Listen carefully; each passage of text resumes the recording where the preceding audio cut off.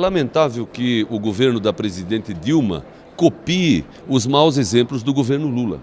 Ou seja, todo ano tem esses cortes, esse contingenciamento, o que prova que o governo não trabalha a cada ano com uma realidade orçamentária, trabalha com uma ficção. Apresenta um orçamento para o Congresso, que é votado pelos deputados e senadores, e logo em seguida, quando ele começa a ser executado, promove esse contingenciamento, esse corte, limitando a liberação de recursos das emendas parlamentares e principalmente de setores fundamentais, como é o caso da saúde.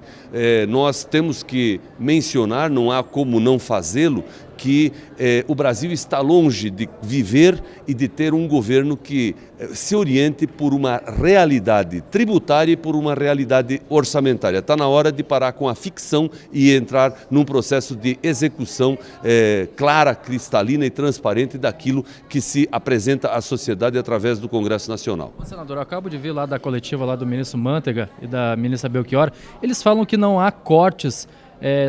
Fica mantido a integralidade do orçamento da educação e da saúde, mas olhando os números aqui, a integralidade se dá o que eles mandaram para o Congresso, não o que o Congresso aprovou.